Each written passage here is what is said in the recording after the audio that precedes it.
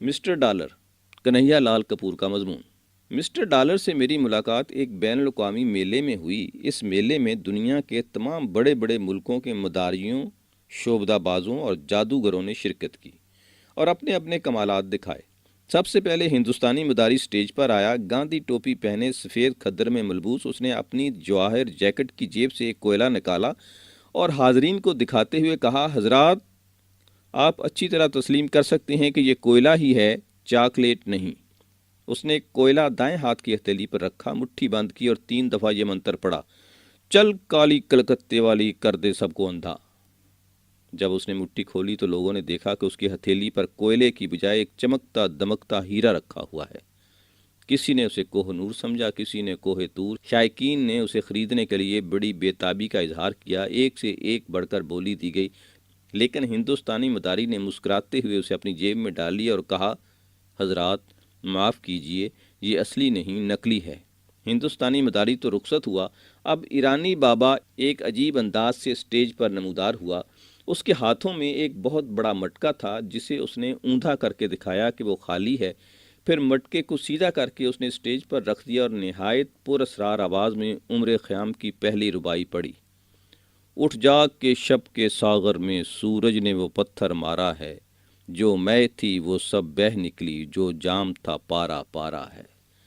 مشرق کا شکاری اٹھا ہے، کرنوں کی کمندیں پھینکی ہیں، ایک ہاتھ میں قصر اسکندر، ایک ہاتھ میں قصر دارا ہے۔ اس کے بعد اس نے 7 دفعہ ابادان ابادان کا وظیفہ پڑھا۔ حاضرین کے دیکھتے ہی دیکھتے وہ خالی مٹکا تیل سے لبالب بھر گیا۔ تھوڑا سا تیل چھلک کر سٹیج پر بھی بہنے لگا۔ حاضرین نے خوش ہو کر تالیاں پیٹتے ہوئے کہا، تیل ایران کا بیش بہا تیل۔ کئی لوگ مٹکے کی جانب لپکے، مگر ایرانی بابا نے بڑی پھرتی سے مٹکا اپنے کندھوں پر اٹھایا اور لمبے لمبے ڈگ بھرتا ہوا سٹیج سے اتر کر چلا گیا۔ اب سٹیج پر ایک چینی جادوگر دکھائی دیا، داڑھی مونچھ صفا چٹ، نیلی بشرٹ اور پتلون میں ملبوس، بلا کا پھرتیلا اور چاقو چوبند۔ اس نے حاضرین کو مخاطب کرتے ہوئے کہا، ساتھیو، میں آپ کو تبدیلی حیت کا مشہور و معروف کھیل دکھاؤں گا۔ آپ حضرات میرے چہرے کی طرف غور سے دیکھتے رہیے۔ اس نے پنچم میں ماؤ ماؤ کہنا شروع کیا۔ سامعین میں سے اکثر نے یہی سمجھا کہ وہ میاؤں کی آواز نکال کر بلی بننے کی کوشش کر رہا ہے، لیکن ان کی حیرانی کی حد نہ رہی جب انہوں نے دیکھا کہ منگولین نسل کا یہ نمائندہ خالص آرین نسل کے فرد میں تبدیل ہو گیا ہے اور اس کے خد و خال خطرناک حد تک روسیوں سے مشابہت رکھتے ہیں۔ حاضرین کی سمجھ میں کچھ نہ آیا کہ یہ تبدیلی کس طرح واقع ہوئی، لیکن پھر بھی انہوں نے تالیاں پیٹنا اپنا فرض سمجھا۔ اب روسی ساحر کی باری تھی۔ ایک ہاتھ میں ہتھوڑا اور دوسرے میں درانتی پکڑے جھومتا جھامتا وہ سٹیج پر آیا۔ 6 فٹ قد، پروکار چہرہ، مونچھوں پر عجب قسم کا تاؤ، جے سٹالن کہہ کر جو اس نے درانتی ہوا میں لہرائی تو ایک دم سٹیج پر کتنی قسم کی فصلیں لہرانے لگیں، گندم، کپاس، گنا۔ حاضرین میں سے کسی نے کہا، میاں کوئی جادو کا کھیل دکھاؤ، یہ کیا لگے فصلیں کاشت کرنے؟ جادو کا کھیل؟ روسی نے کہا، یہ کیا کم جادو ہے کہ میں نے بنجر سٹیج سے گندم، کپاس وغیرہ اگا کر رکھ دی؟ یہ تو کوئی بھی کسان کر سکتا ہے۔ کسی دوسرے نے پھپتی کسی۔ اچھا صاحب، تو دیکھیے جادو کا کھیل۔ یہ کہہ کر اس نے اپنی ٹوپی ہوا میں اچھالی، ایک چھوٹی سی فاختہ پھر پھر کرتی ہوئی ٹوپی سے نکلی اور سٹیج کے چکر کاٹنے لگی۔ یک لک سٹیج کی روشنیاں تیز ہو گئیں، آسمان سے پھولوں کی بارش ہونے لگی اور پس منظر میں کوئی آرکیسٹرا خود بخود مدھم سروں میں روس کا قومی ترانہ بجانے لگا۔ حاضرین نے خوش ہو کر بڑے جوش سے تالیاں بجائیں اور روسی ساحر جے سٹالن کا نعرہ لگا کر سٹیج سے اتر کر چلا گیا۔ اب ایک انگریز شعبدہ باز اپنے کمالات دکھانے آیا۔ اس نے اپنے بڑے کوٹ کی جیب سے ایک بلی نکالی، دوسری جیب سے دوسری بلی، تیسری جیب سے ایک بندر اور چوتھی جیب سے ترازو۔ پھر بندر کے ہاتھ میں ترازو تھماتے ہوئے اس نے سرگوشی کے انداز میں کہا، ہاں بیٹا، ذرا ہوشیاری سے۔ حاضرین فوراً تاڑ گئے کہ وہ کیا کھیل دکھانے والا ہے۔ انہوں نے یک زبان ہو کر کہا، یہ تو بہت پرانا کھیل ہے، ہم اسے ہرگز نہیں دیکھیں گے۔ انگریز شعبدہ باز نے مسکرا کر جواب دیا، معاف کیجئے حضرات، میرے پاس صرف یہی ایک کھیل ہے، اگر آپ اسے دیکھنا نہیں چاہتے تو میں معذور ہوں۔ اور وہ بلیاں، بندر اور ترازو اپنی جیبوں میں ڈال کر چلا گیا۔ یہاں بعد کئی جادوگروں نے اپنے اپنے کھیل دکھائے۔ ایک پٹھان مداری نے ایک بوڑھے آدمی کی ریش سے ایک ابلا ہوا انڈا نکالا جسے وہ سٹیج پر ہی چھیل کر کھا گیا۔ ایک مصری جادوگر نے حکم کے بادشاہ کو حکم کے غلام میں تبدیل کر کے دکھایا۔ ایک اطالوی مداری نے کیمرے کے بغیر حاضرین کی فوٹو اتار کر دکھائی۔ الحاظ القیاس، جب سب جادوگر اور شعبدہ باز اپنے اپنے کھیل دکھا چکے تو اسٹیج سے اعلان کیا گیا کہ اب جادوگروں کے بادشاہ مسٹر ڈالر تشریف لا رہے ہیں۔ حاضرین تالیاں پیٹنے لگے اور اس وقت تک پیٹتے رہے جب تک مسٹر ڈالر بنفس نفیس اسٹیج پر تشریف نہ لے آئے۔ حضرات، مسٹر ڈالر نے مائک کے سامنے کھڑے ہو کر کہا، میں معمولی جادوگر ہوں، نہ معمولی شعبدہ باز۔ میں دراصل 20ویں صدی کا سب سے بڑا شعبدہ ہوں اور میں کھیل نہیں شعبدہ دکھاتا ہوں۔ اگر آپ مجھ سے یہ توقع کرتے ہیں کہ میں عام مداریوں کی طرح بڑے بوڑھوں کی داڑھیوں سے انڈے نکال کر دکھاؤں یا پان کی بیگم کو اینٹ کی بیگم میں تبدیل کر دوں تو آپ غلطی پر ہیں، اور یہ میری توہین ہے۔ نہ صرف میری بلکہ جادو یعنی میجک یعنی بلیک آرٹ کی بھی توہین ہے، جس کا باقاعدہ مطالعہ میں نے امریکہ کی سب سے بڑی یونیورسٹی میں متواتر 16 سال کیا۔ حضرات، جیسا کہ میں نے شروع میں عرض کیا، میں شعبدے دکھاتا ہوں، شعبدے۔ اس رعایت سے آپ مجھے شعبدہ گر یا شعبدہ باز کہہ سکتے ہیں۔ قسم ہے ریٹا ہیورت کی خوبصورت ناک کی، اگر چاہوں تو بہتے پانی کو روک دوں، بحر الکاہل کو چیر کر دکھا دوں، کو ہمالہ کو دریائے مسیسیپی بنا دوں، لیکن حضرات، آج میں آپ کو خطرناک قسم کے شعبدے نہیں دکھاؤں گا، مبادا آپ ڈر کر بے ہوش ہو جائیں۔ آج کی صحبت میں چند دلچسپ شعبدے دکھانے کا ارادہ ہے، تو صاحبان غور سے دیکھیے، شروع کرتا ہوں۔ مسٹر ڈالر نے اپنی بش شرٹ کا ایک بٹن دبایا، فوراً ایک چمکتا ہوا سونے کا سکہ کھن کھنا کر سٹیج پر گرا۔ اس کے بعد جوں وہ بٹن دباتا گیا، سٹیج پر سکوں کا انبار لگتا گیا۔ ایک سکہ اٹھا کر مسٹر ڈالر نے کہا، حضرات، فوراً اس سکے کو پہچانیے، یہ معمولی سکہ نہیں ہے، جادو کا سکہ ہے۔ اس میں ایک کمال یہ ہے کہ جب میں کسی شخص کی جیب میں ڈال دیتا ہوں تو وہ شخص انسان نہیں رہتا، الو بن جاتا ہے۔ ہا ہا ہا، الو؟ الو؟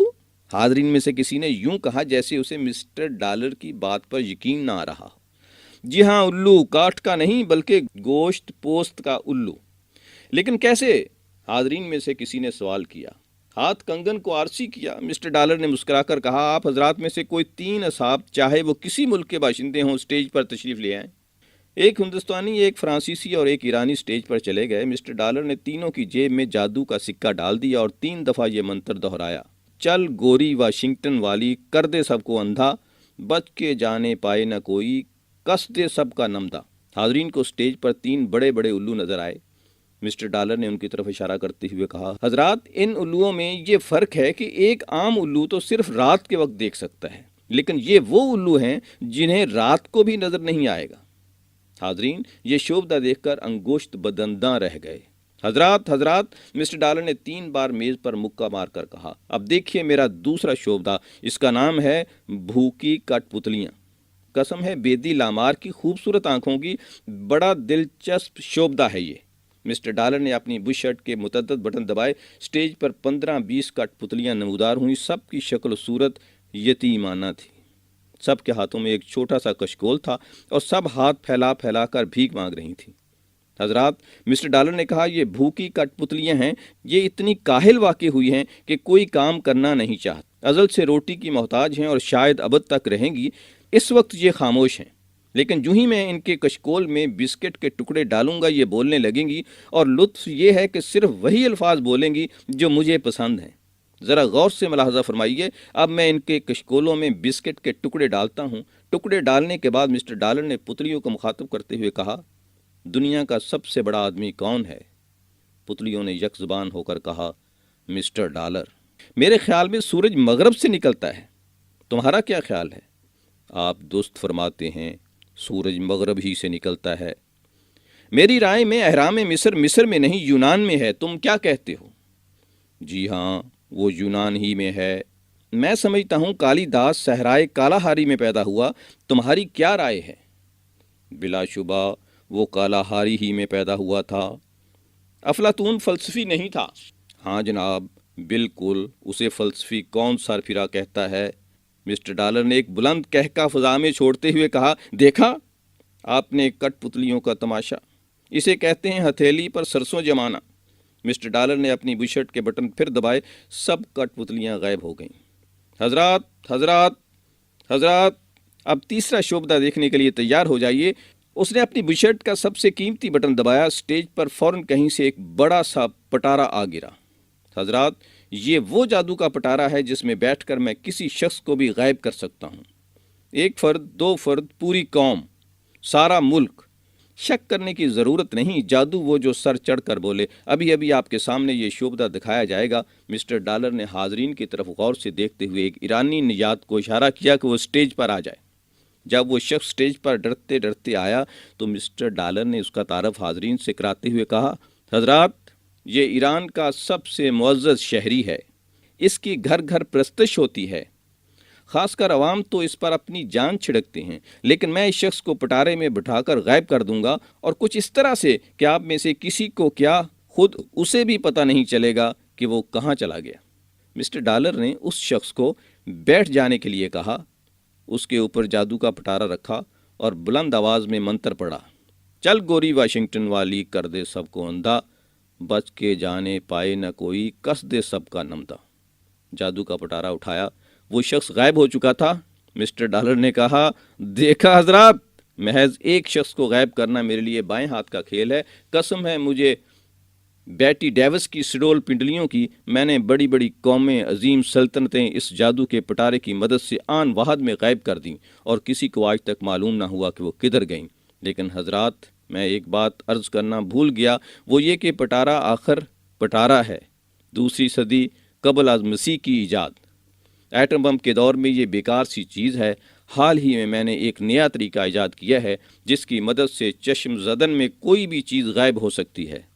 حضرات، اگر آپ میں سے ایسی شخص موجود ہوں جو زندگی سے بیزار ہیں، یعنی جو دن رات خودکشی کرنے کی نئی نئی ترکیبیں سوچتے رہتے ہیں، تو وہ آگے آ جائیں۔ یہ شعبدہ دکھانے کے لیے مجھے ایسے اشخاص ہی کی ضرورت ہے۔ 50-60 نوجوان سٹیج پر چلے آئے۔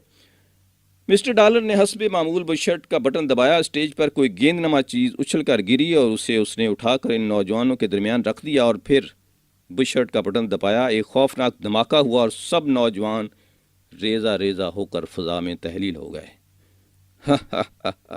ملاحظہ فرمایا آپ نے میرا نیا طریقہ؟ حاضرین نے شعبدے کو دیکھ کر اتنے خوفزدہ ہوئے کہ وہ تالیاں بجانا بھی بھول گئے۔